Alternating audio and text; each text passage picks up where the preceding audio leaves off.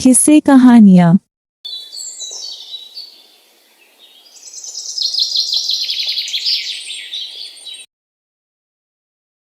अंकित की एक अच्छी सी चाय की दुकान थी। उसकी चाय अच्छी होने की वजह से आसपास के ज्यादातर लोग उसी के पास चाय पीने आया करते थे। तुम्हारी दुकान की चाय पीकर ही मैं अपने दिन की शुरुआत करता हूँ। अरे मुझे तो जब भी चाय पीनी होती है इसी के हाथ की चाय पीता हूँ। बनाता ही इतनी अच्छी है। बताओ क्या नहीं होता इसकी चाय में। एक कड़क ताजा और सुस्ती उतार देने वाली चाय बनाता है ये। अंकित की दुकान बड़ी ही अच्छी चल रही होती, इस वजह से उसकी कमाई भी बहुत अच्छी हो रही होती। अंकित के साथ सिर्फ उसकी पत्नी रहती। सुनिए जी, हमें 2 महीने बाद मेरी बहन की शादी में जाना है। कम से कम भी नहीं तो हमें 1 महीने के लिए जाना होगा।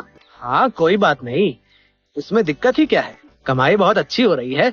इतना तो मैंने बचा लिया है कि 1 महीने के लिए हम आराम से बाहर जा सके। ठीक है, अब आप बाद में मना ना कीजिएगा।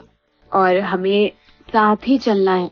मेरी बहन की शादी की सारी तैयारियां जाकर हम ही लोग करेंगे। ठीक है, 2 महीने और अच्छी कमाई हो तो शादी में कुछ हम भी अच्छे से खर्च करेंगे। हाँ, दोनों पति पत्नी आपस में बड़ी खुशी से खुशहाल जीवन यापन कर रहे होते हैं। एक दिन अंकित अपनी दुकान में चाय बना रहा होता है। तभी सुरेश नाम का एक आदमी उसकी दुकान पर आता है। दोस्त, मैं पास के ही गांव से यहाँ कुछ काम ढूंढने के लिए आया हूँ। क्या तुम मुझे आसपास कोई काम बता सकते हो? नहीं दोस्त, मुझे तो ऐसी कोई भी जानकारी नहीं है। आसपास किसी को जरूरत है भी या नहीं मैं नहीं जानता। तुम किसी और से जाकर पूछ लो। ठीक है दोस्त, मेरे पास रुपए नहीं है। क्या तुम मुझे 1 कप चाय पिला सकते हो? अंकित बड़ा ही अच्छे किस्म का इंसान होता है। उसे लोगों की मदद करना बड़ा अच्छा लगता है। हाँ हाँ क्यों नहीं, अभी लो। अंकित उसे चाय देता है और चाय के साथ साथ एक बिस्किट का पैकेट भी। सुरेश चाय बिस्किट लेकर मस्ती से खाने लगता है। तुम बहुत ही अच्छे इंसान हो। तुम चाहो तो मैं तुम्हारी दुकान पर काम करने को तैयार हूँ। अगर मेरे पास काम होता तो मैं तुम्हें जरूर देता, लेकिन मेरे पास कोई काम नहीं है। ऐसा मत कहो दोस्त, मेरी परेशानी समझो। मेरे परिवार की हालत बहुत खराब है। खाने को भी जुगाड़ मुश्किल से हो पाता है। इसलिए मैं अपने परिवार से अलग यहाँ काम ढूंढने आया हूँ। पहले जो काम करता था वो छूट चुका है, तो अब जो भी मुझे मिलेगा मैं वो काम कर लूंगा। तुम मुझे अपनी दुकान पर काम दे दो। मेरी तो बस ये छोटी सी चाय की दुकान है। इसमें अगर मैं तुम्हें भी रख लूंगा तो तुम्हें देने के बाद मेरे पास कुछ खास नहीं बचेगा। कोई बात नहीं, तुम मुझे कुछ भी मत देना। तुम जब चाहो तब मुझे रुपए देना। बस मुझे दुकान में सोने की जगह और एक टाइम पर खाना दे देना। बाकी मैं अपना देख लूंगा। तुम जो भी कहोगे मैं वो कर दिया करूंगा। अंकित थोड़ी देर सोचता है। वैसे तो मुझे दुकान में किसी की भी जरूरत नहीं है, लेकिन फिलहाल इसे काम की जरूरत है। अगर मैं इसे काम दे दूं तो क्या बुराई है। 1 वक्त का खाना और सोना ही तो मांग रहा है, और अगर हो सकेगा तो महीने में कुछ रुपए भी दे दिया करूंगा। हाँ ये ठीक ही रहेगा।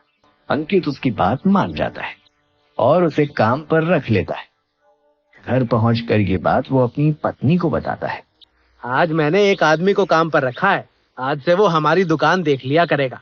अरे लेकिन फिर उसको भी तो रुपए देने पड़ेंगे। इतना थोड़ी ना कमाते हैं हम। तुम चिंता मत करो, मैंने उससे बात कर ली है।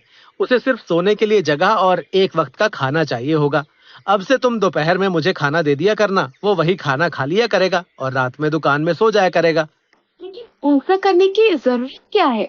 वैसे तो कोई खास जरूरत नहीं है, लेकिन तुम्हारी बहन के यहाँ जब 1 महीने के लिए हम जाएंगे तो दुकान बंद रहेगी। उस वक्त दुकान की कोई कमाई नहीं होगी। ऐसे में अगर सुरेश होगा तो दुकान वो देख लिया करेगा, और इसी तरह हमारी दुकान की कुछ ना कुछ कमाई हो जाया करेगी। हाँ फिर ठीक है, लेकिन भरोसे का तो इंसान है ना। किसी अनजान को तो नहीं रख लिए आप। हाँ ये तो मैंने सोचा ही नहीं। तुम सही कह रही हो, मैं उसके बारे में कुछ जानता ही नहीं हूँ। कहाँ से आया है, क्या करता था, उसका घर कहाँ है, उसने कुछ भी नहीं बताया है। मैं उससे कल ही ये सब पूछ लूंगा। हाँ, इंसान के बारे में जानना भी तो जरूरी है।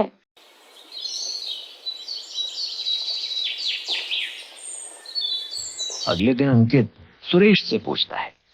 सुरेश, तुमने अभी तक कुछ बताया नहीं अपने बारे में।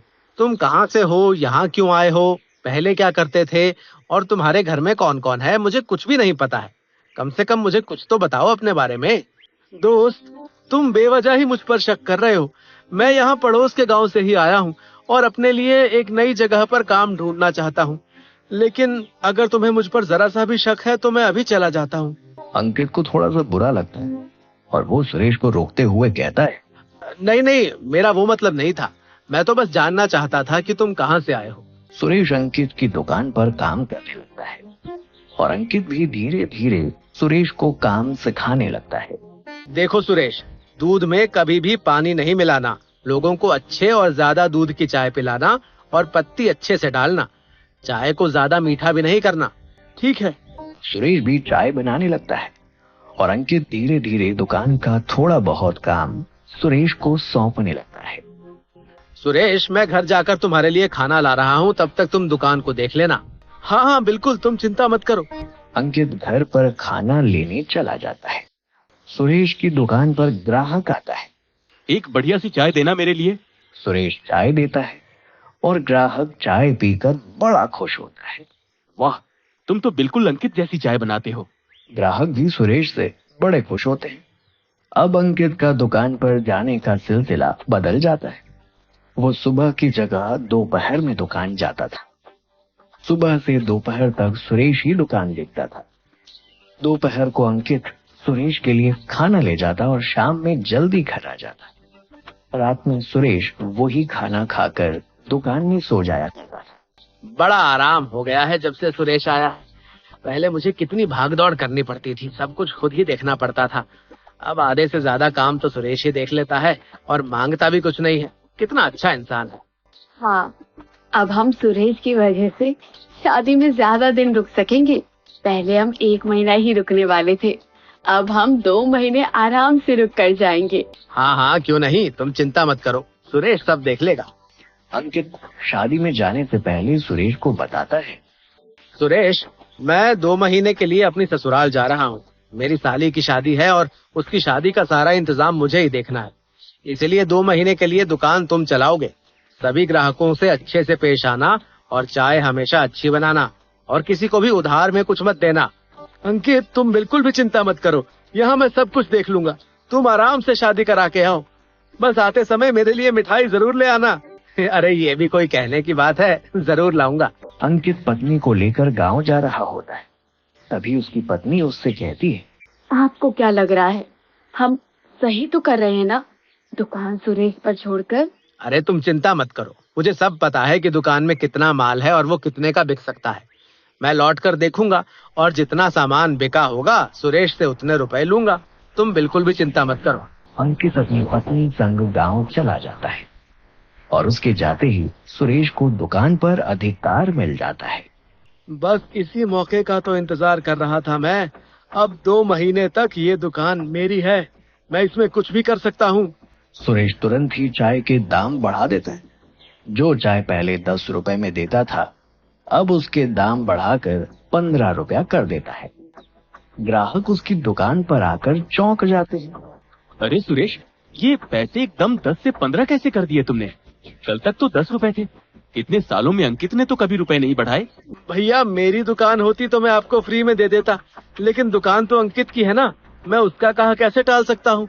अरे लेकिन हम तो रोज ही पीने वाले हैं, हमें तो कुछ कम करके दो सुरेश। अब मैं क्या करूँ भैया, अंकित जी की समस्या ही कुछ ऐसी है। कैसी समस्या? आपको पता नहीं, अंकित जी की माँ की तबीयत काफी खराब है, इसलिए वो गाँव गए हुए हैं। लेकिन इस वजह से दाम इतना क्यों बढ़ा दिया है? अरे आप ही सोचिए, अंकित भैया एक साधारण सी चाय की दुकान चलाते हैं और आप सभी के लिए अंकित भैया कितना कुछ किए हैं। वो कितने अच्छे इंसान हैं। हाँ ये तो है, अंकित बहुत ही अच्छा इंसान है। जब भी किसी को मदद चाहिए हो तो वो जरूर ही मदद करता है।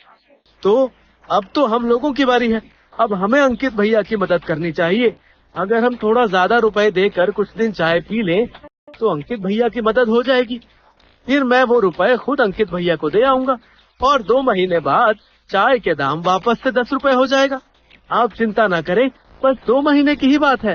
अरे ये बात, फिर तो तुम मुझसे 15 क्या, तो 20 रुपए ले मुझसे। हाँ, और मुझे 30 रुपए। अंकित के लिए तो हम कुछ भी कर सकते हैं, वो हमारी कितनी बार मदद कर चुका है। ग्राहक उसकी दुकान पर चाय पीना जारी रखते हैं। अब सब इसी तरह चलता है। सुरेश 10 की जगह 15 की चाय बेचने लगा था और उसकी चाय भी उतनी अच्छी नहीं रही। चाय में वो बात नहीं रही सुरेश, मजा नहीं आता है। बस कुछ दिन देख लीजिए, उसके बाद तो आपको अंकित अपने हाथ की चाय पिलाया करेंगे। आपको जरा भी शिकायत का मौका नहीं मिलेगा। मैं भी अपनी तरफ से कुछ न कुछ जरूर करूंगा।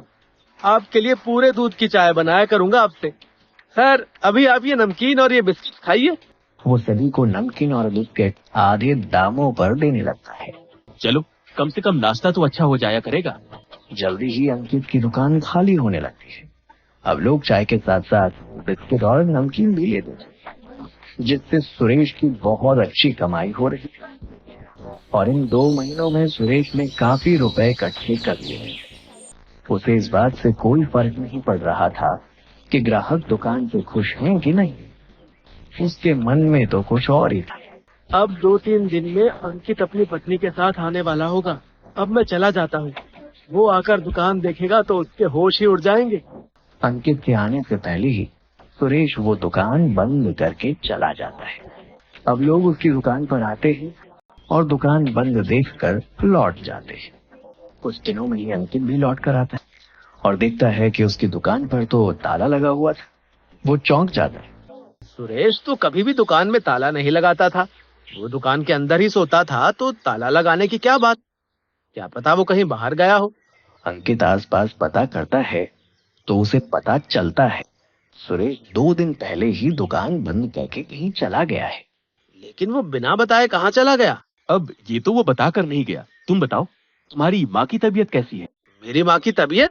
हाँ, सुरेश ने बताया था तुम्हारी माँ की तबीयत ठीक नहीं है और इसीलिए तुम गांव गए हो। लेकिन मैं तो अपनी ससुराल गया था। क्या? लेकिन सुरेश ने तो हमें ये नहीं बताया। और उसने तो चाय का दाम भी बढ़ाकर 15 रुपए कर दिया था कि तुम्हें रुपए की जरूरत है। लेकिन उसने आप सबसे झूठ क्यों बोला? वो छोड़ो, पहले अपनी दुकान पर जाकर तो देखो। अंकित तुरंत ही अपनी दुकान खुलवाता है। दुकान खुलने पर वो देखता है कि दुकान तो खाली पड़ी है। अरे, मेरी दुकान खाली कैसे है? इसमें इतना सारा सामान था। अब ना बिस्किट नजर आ रहे हैं, ना नमकीन नजर आ रही है। पूरी दुकान खाली कैसे है? अरे भाई अंकित, सुरेश रोज ही नमकीन और बिस्किट आधे दामों पर देता था। रोज लोग खूब सामान ले जाते थे और उसने चाय का भी दाम 15 रुपए कर दिया था। लोग भी बिस्किट नमकीन आधे दामों पर मिलने से बड़े खुश थे। सब बहुत सारा सामान लेकर जाते थे और रोज चाय पीते थे। भले ही चाय वो जरूर खराब बनाता था, पर 2 महीने की बात थी तो हमने वो चाय झेल ली और ये सोचा कि हमारे ज्यादा रुपए देने से तुम्हारी कुछ मदद भी हो जाएगी। कि सब समझ जाता है और तुरंत ही गल्ला खोल कर देखता है। उसमें 1 रुपया भी नहीं होता। सुरेश ने मुझे धोखा दिया है। उसने मेरी अच्छाई का फायदा उठाया है। जैसे ही कुछ दिन के लिए उसे दुकान मिली, वो सारा सामान बेचकर और चाय से कमाए रुपए लेकर भाग गया। मेरा बहुत बड़ा नुकसान हो गया है। इतना मुनाफा तो मैं 6 महीने में कमा पाता था, जितना उसने 2 महीने में मुझे लुटा दिया है। हे भगवान, अब मैं क्या ही करूं? देखा भाई, किसी पर हद से ज्यादा भरोसा नहीं करना चाहिए और खास तौर पर अपने यहाँ काम करने वाले लोग तो अपने भरोसे के ही होने चाहिए। किसी भी अनजान इंसान पर अपना काम ऐसे सौंप कर नहीं जाना चाहिए। पत्नी अंकित को सांत्वना देते हुए समझाती है। मैंने आपसे पहले ही कहा था कि इस तरह किसी भी अनजान इंसान पर भरोसा नहीं किया जा सकता। आपको थोड़ा सतर्क रहना चाहिए था। वो हमारी अच्छाई का फायदा उठा गया है। खैर, अब परेशान ना हो। आपने इस दुकान को तब बनाया था जब आपके पास कुछ नहीं था।